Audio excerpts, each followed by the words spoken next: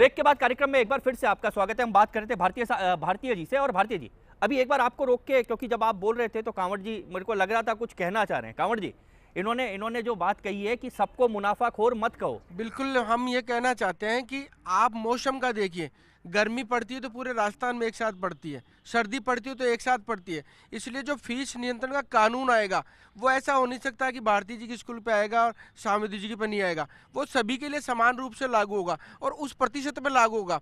रही बात एक्ट के पुनरीक्षण की, महाराष्ट्र का एक्ट लागू हो या तमिलनाडु का एक्ट लागू हो, उससे कोई विशेष फर्क पड़ने वाला नहीं है। नहीं, फर्क कांवड़ जी ये है कि अगर क्या अभिभावकों को फीस निर्धारण का अधिकार देना चाहिए। मैं वही बोल रहा हूँ, अभिभावक पहले भी स्कूल की मैनेजमेंट कमेटी में रहे हैं, पहले से रहते आए हैं, इसमें कोई नया नहीं होने वाला है। दूसरी 10 जो कमेटी में जो 10 सदस्य लेने वाले थे उसमें 5 अभिभावक लिए जा रहे हैं। एक स्कूल मैनेजमेंट कमेटी के चेयरमैन होंगे, एक प्रिंसिपल होंगे और 3 टीचर्स होंगे।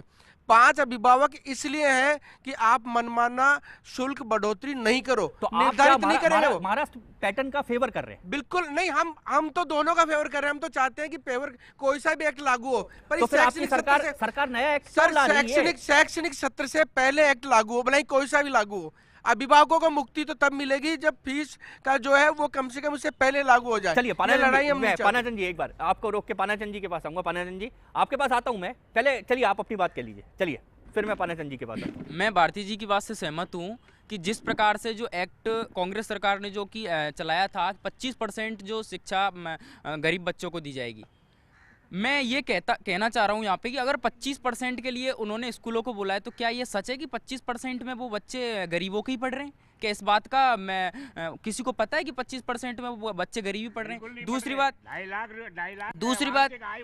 बात मैं ये कहना चाह रहा हूँ कि स्कूलों में जो गांव के स्कूल हैं उनमें 250 रुपये की जो फीस ये बात बोल रहे हैं, बिल्कुल सही बात है।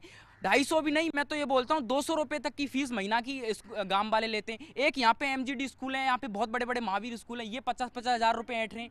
इनका मैं ये विरोध करना चाहूँगा कि जो बड़े स्कूल हैं उन पर जो मनमानी फीस जो ले रहे हैं उन पर नकेल कसी जाए, ना कि हर किसी पर, पूरे स्कूल वालों पर नहीं। चलिए आपकी जो बात थी मैं समझ गया हूँ। पानाचंद जी आपके पास मैं आ रहा हूँ। जो दिनेश जी आपके पास आता हूँ एक बार, पहले पानाचंद जी के पास आ जाऊँ। पानाचंद जी, दिनेश जी से हम जो बात कर रहे थे, एक्चुअली अब एक्ट का विषय नहीं है। मुझे लग रहा है कि हम ये चाहते हैं कि हमारी सरकार कुछ कर जाए, हमारी सरकार कुछ करे, पिछली कर गई तो हम भी कुछ कर जाएं। शायद लड़ाई आदि तो इस बात की है। देखिए, फीस के बात को समझने के लिए हमें ये समझना पड़ेगा कि शिक्षा देने का अधिकार, शिक्षा देने का दायित्व ये स्टेट का है।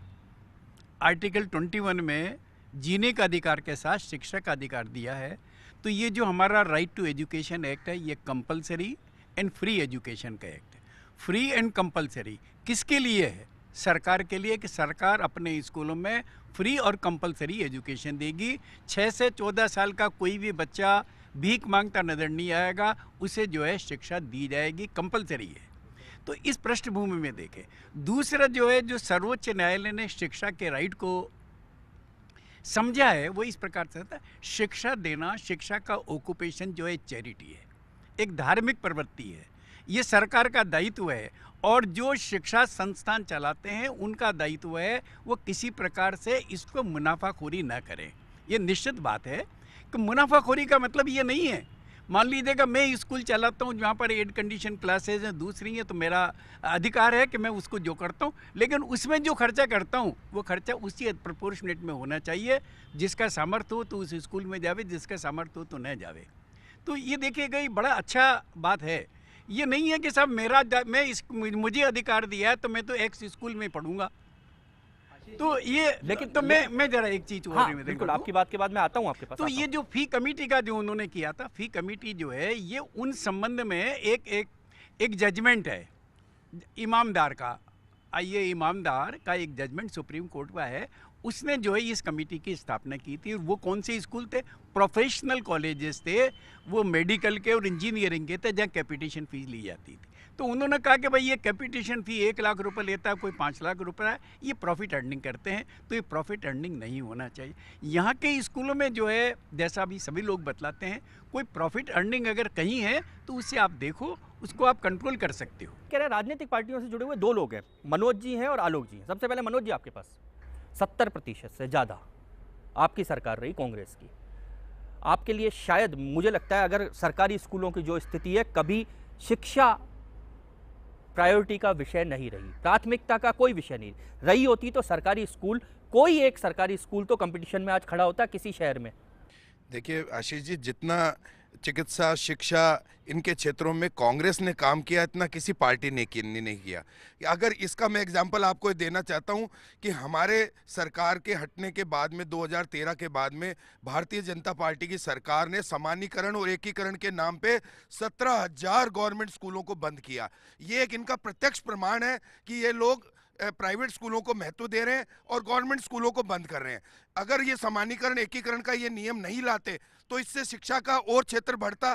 सरकार जो हमसे टैक्स ले रही है, समानीकरण एकीकरण को छोड़ना, मैं ये कह रहा हूं कि एक स्कूल बताइए जिसको हम इतना स्तर पर आज खड़ा कर पाए कि जिसके एडमिशन के लिए 5 लोग किसी सरकारी स्कूल के एडमिशन के लिए आपके पास आते हैं। देखिए गांव-गांव, ढाणी-ढाणी अगर स्कूल खुले उसका सारा श्रेय कांग्रेस को भी है। आप ये भी मत भूलिए कि देखिए आज सेंट्रल स्कूल खड़े हो गए, सेंट्रल स्कूल खड़े हैं जहां एडमिशन के लिए कतारें लगती है, स्टेट स्कूल्स नहीं है। देखिए गवर्नमेंट की एक अपनी मर्यादा होती है, गवर्नमेंट की अपनी मर्यादा है। गवर्नमेंट अपनी मर्यादा में काम कर सकती है क्योंकि गवर्नमेंट को पूरे राजस्थान क्षेत्र में काम करना है। हो सकता है कोई प्राइवेट स्कूल जयपुर में सक्सेसफुल हो या अजमेर में सक्सेसफुल हो, ऐसा नहीं कि वो पूरे राजस्थान में सक्सेसफुल है पूरी उसकी चेन। तो गवर्नमेंट जो काम कर रही थी वो पूरे तहसील स्तर पे, पूरे हम गांव स्तर तक गए। तो कांग्रेस ने ऐसा नहीं कि शिक्षा के क्षेत्र में कोई कमी, अगर ये इन्होंने स्कूल बंद नहीं किए होते तो ये सरकार को 2 साल में 17,000 स्कूल बंद करने की नौबत क्यों आई? अच्छा, इन्होंने बंद नहीं किए। आपको रोकता हूं आलोक जी, आपके पास आता हूं। आपने अगर बंद नहीं किए होते तो ये इतना, चलिए मनोज जी एक बार रोकता हूं। आलोक जी, अगर आपने बंद नहीं किए होते, आलोक जी एक बार आता हूं आपके पास। आलोक जी, अगर आपने वो कह रहे हैं स्कूल बंद नहीं किए होते तो शायद अब तक स्तर इतना पहुंच जाता कि प्राइवेट स्कूल बंद हो जाते और सरकारी में बच्चे जा रहे होते, ये है ना?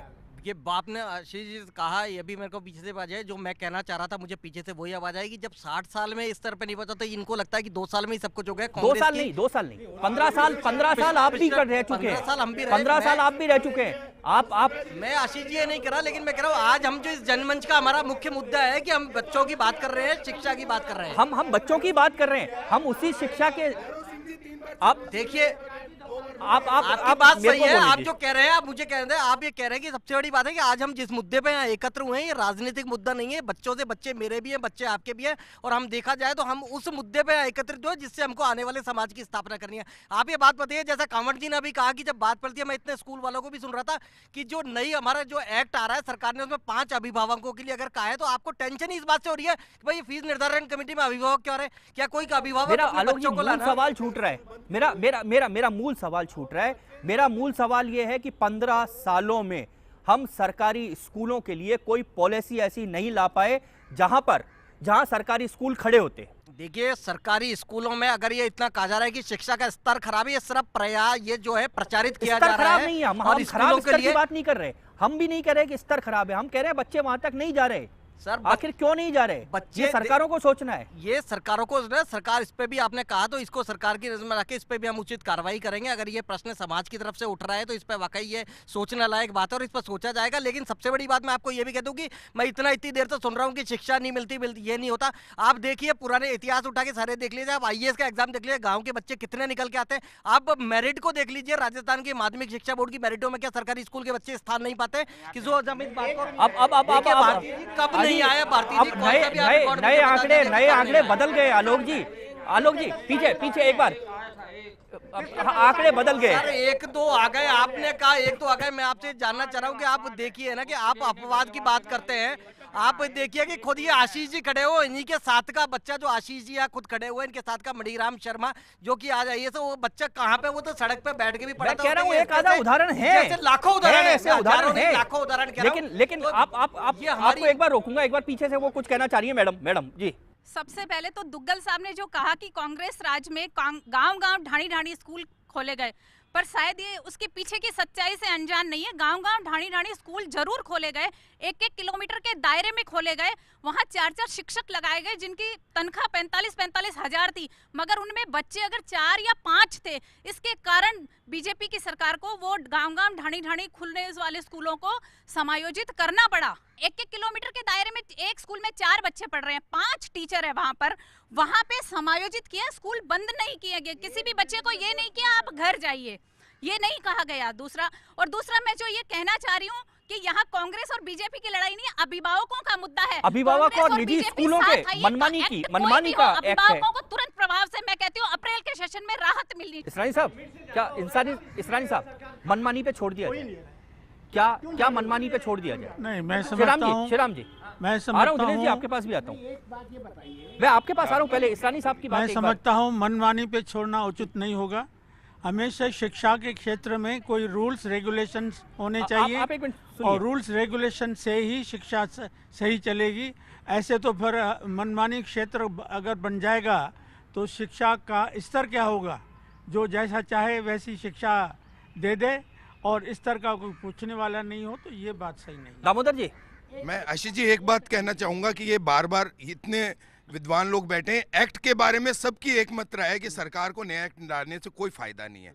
दूसरा बार बार मैडम ये सबकी राय नहीं है। दूसरा मैडम जो बार बार ये स्कूलों के समानीकरण एकीकरण की बात करती है, स्कूल अगर नजदीक होगा तो शिक्षा का दायरा बढ़ेगा, शिक्षा का दायरा कम नहीं होगा। आप स्कूलों को खोलने में और खोलने का प्रयास करें ताकि गांव-गांव ढाणी गवर्नमेंट का स्कूल चलिए मैं गोयल साहब, फिर पानाचंद जी आपके पास आऊंगा। क्या छोड़ दिया जाए? क्या छोड़ दिया जाए? बहुत छोटी बात कह रहा हूं। शिव कुमार जी की फीस कमेटी ने जिन 7,000 स्कूलों की फीस तय करी, या उनके पास करीब 23,000 स्कूलों का फीस का डेटा आया, उसमें से वो आज तक 2 साल में एक भी स्कूल के लिए ये साबित नहीं कर सके कि इस स्कूल ने मुनाफाखोरी करी है। इस बात से ये साबित होता है, जिन 7,000 स्कूलों की फीस तय करी उसमें भी मुनाफा नहीं निकाल सके, इससे ये साबित होता है कि ये आरोप एक मनगढ़ंत है, एक बाजारू चलाऊ एक आरोप है कि ये मुनाफाखोरी हो रही है। नंबर 1। नंबर 2, गोयल साहब, मेरा आपसे ही सवाल है। हाँ। क्या पकड़ा नहीं जाना है ही नहीं, कानून से हो ही नहीं सकता। क्योंकि मैं जानता हूं, आप मेरे से मुंह मत खुलवाइए कि सरस्वती बाल निकेतन में कितना मुनाफा होता है और क्या। मैं उन सब बातों में नहीं जाना चाहता, मैं आपको कानूनन बात बता रहा हूँ। कोई भी स्कूल अगर खुलती है तो राजस्थान सोसाइटी रजिस्ट्रेशन एक्ट के तहत खुलती है, जिसमें कोई मुनाफा नहीं कमाया जा सकता। इनकम टैक्स एक्ट का सेक्शन 1023C लागू होता है, 12A लागू होता है, जिसके तहत कोई संस्था मुनाफा नहीं कमा सकती। ये एक बच्चे की फीस अगर लाख रुपए ली जाती है तो उसका क्या ये मुनाफा है? नहीं है, क्योंकि उसकी आवश्यकता उसका इंफ्रास्ट्रक्चर है। आज IIM की फीस, जब मेरी लड़की मेडिकल कॉलेज में पढ़ती थी तो उस समय उसकी फीस थी 600 रुपया साल। आज अगर एडमिशन लेना है और अगर प्राइवेट मेडिकल कॉलेज में एडमिशन लेना है तो मुझे 6 लाख रुपया साल देना पड़ता है, क्योंकि उसका इंफ्रास्ट्रक्चर कास्ट, उसकी फैकल्टी की सैलरी और उसके अंदर जो साधन चाहिए उससे रिलेटेड है। एक बार रुक जाइए दिनेश जी, आप तो बहुत सारे अभिभावक संघ से और बहुत सारे स्कूलों में गए हैं, क्या इनकी बात जायज है? मैं ये कहना चाह रहा हूँ कि हम जिस क्लास में सफर करेंगे उसका किराया देने के लिए हम तैयार हैं, लेकिन हमारी लड़ाई वो नहीं है। हमारी लड़ाई है कि आपका जो वार्षिक बढ़ोतरी मुनाफाखोरी की है वो लड़ाई है। हमने 1 लाख आपका अकोमोडेशन दिया, हम स्वीकार करते हैं कि मैं 1 लाख देंगे तो विद्यालय में प्रवेश लेंगे, लेकिन अगले साल जब आप उसको 1.5 लाख करते हो, हमारी लड़ाई उस पर है। हमारी लड़ाई उसी पे। मैंने DPS में पहले आंदोलन किया, 64% फीस बढ़ी थी तब किया। जयपुर स्कूल में 41% फीस बढ़ी तब किया मैंने। हमारी लड़ाई ये है कि आप जो मित्तल साहब गोयल साहब एक बार, आप जो एबनॉर्मल फीस हाइक करते हैं, लड़ाई वो है। फीस नियंत्रण का कानून उसके लिए आ रहा है, आपकी बेसिक फीस के लिए नहीं आ रहा है। हम उसके ऊपर तैयार कर रहे हैं। और दूसरी बात, हम तो ये चाहते हैं दिनेश जी मैं आपकी पूरी बात सुनूंगा, एक ब्रेक लूंगा, ब्रेक के बाद वापस लौटूंगा। समय का अपनी सीमा है, एक ब्रेक लेते हैं, ब्रेक के बाद तुरंत लौटते हैं और दिनेश जी के साथ जारी रखते हैं।